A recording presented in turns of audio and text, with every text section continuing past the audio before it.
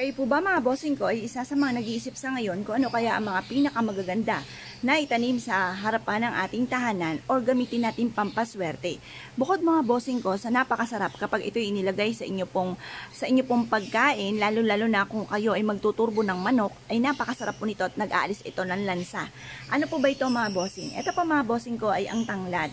Ito pa mga bossing ko ay meron akong ganitong tanglad mga bossing at natutuwa ako. Dati-dati napakapayat nito, maliit lamang, ngayon po ay lumaki na siya ng lumaki. Dinalian ko po siya ng kulay pula mga bossing para tumayo din ang kanyang pinakapuno. Ito po mga bossing ko, ituturo ko sa inyo ang lahat ng buong detalye upang sa ganon ay masigit kayo na maka-attract ng swerte. Kung mahilig ka sa halaman, huwag kang magpapawala ng tanglad sa harapan ng inyong tahanan. Nagtataboy po ito ng mga kamalasan at nag-a-attract ng swerte. Bukod po dyan mga bossing ko ay pwede kayong maglaga ng tanglad at ito po mga bossing ko ay pwede nyo pong ibuhos sa harapan ng inyong tahanan or pwede ka rin magpapaligo nito lalo-lalo na kung piling po ninyo paborito kayo ng kamalasan. Proven po ito na napakaswerte mga bossing ko. Basta't ikaw ay may 100% na paniniwala sa mga ganitong mga pamamaraan at sasabayan nyo pa ng sipag at tiyaga. Ito pa mga bossing ko ay pwede rin po na magsabit ka ng tanglad sa main door po ninyo. At makakatulong po ito upang sa ganon kayo po ay makahalina ng kaswertehan at maitaboy ang mga kamalasan. Kung lagi may mga pagtatalo sa loob ng inyong puntahanan, mainam na gamitan nyo ito ng tanglad para makontrol ang mga pagtatalo. At instead ng mga pagtatalo, panay problema ay puro kaswerte at katahimik at pagmamahalan ang mamumutawi sa loob ng inyong tahanan.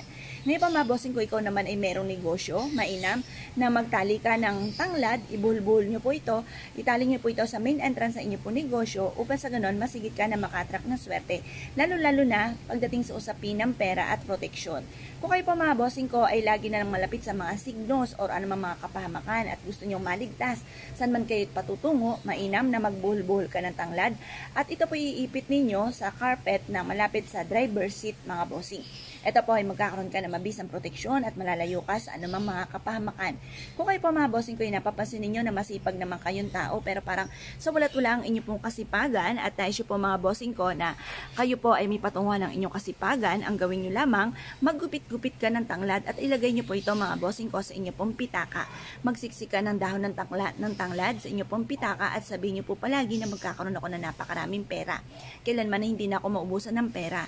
Ang mga pangarap po ninyo ay lagi nyo ibubukas inyo pong bibig pero pasikreto lamang. Huwag nyo na ito i-share sa iba mga bossing kasi maaaring hindi pa nangyayari and makaingitan ka na. Kaya mas mainam sikreto lamang po ito. At pagkatapos ay gawin nyo po ito. I-mindset nyo po na kailanman na hindi na kayo maubusan ng pera. I-mindset nyo po na matutupad lahat ang mga pangarap ninyo. I-mindset nyo po na hindi laging ganyan ang takbo ng inyo pong pamumuhay at soon ay magiging matagumpay po kayo. Yan po ay matutupad mga bossing. Makapangyarihan ng ating salitain, ng ating isipan at ang ating pandama. Ngayon po mga bossing ko kayo po naniwala at naisip po itong gawin ay siya mga bossing ko. Good luck po sa inyo po lahat. Nag-iisip po ba kayo mga bossing ko sa kasalukuyan kung ano po mga pinakamaswerte na pwede nating ilagay sa loob ng ating pong bakuran upang sa ganon maitaboy ang mga kamalasan at tuloy-tuloy ang pasok ng swerte. Ito po mga bossing ko, i-recommenda ko po sa inyo ang ating snake plant. Ang snake plant mga bossing ko ay isa sa mga makakatulong upang sa ganon makapag-engganyo kayo ng kaswertehan mga bossing. Ako po ay naniniwala na ang snake plant na ito ay nakatulong bukod sa aking sipag at tiyaga upang sa ganon ay kaagad na makamit ang mga pangarap.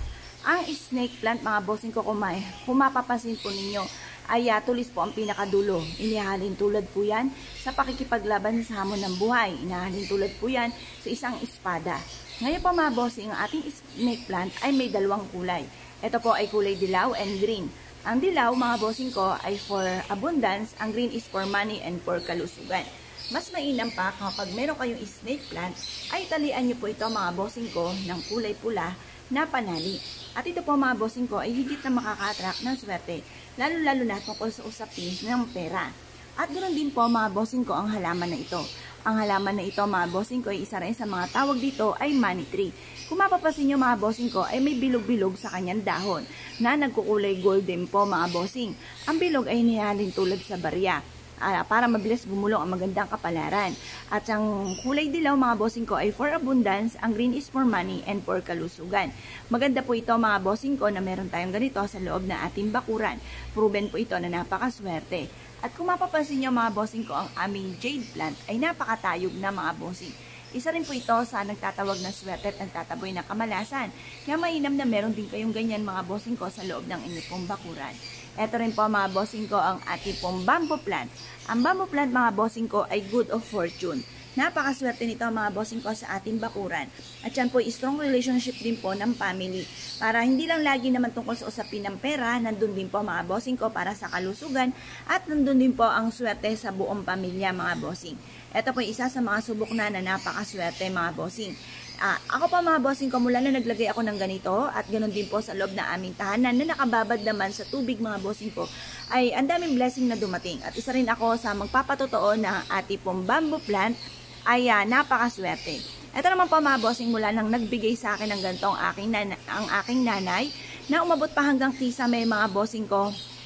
Yung jade plant po mga bossing or yung gantong money tree mga bossing ko, ay ang daming blessing na dumating.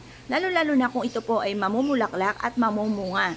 Ang bulaklak nito ay parang pom-pom na kulay na bilog mga bossing. At kapag nanlagas na yung pinakabulaklak, ang magiging bunga naman po niya ay nag-o-orange. Napakagandang tignan mga bossing ko, lalo na kung siya ay napakaraming bulaklak or kaya bunga.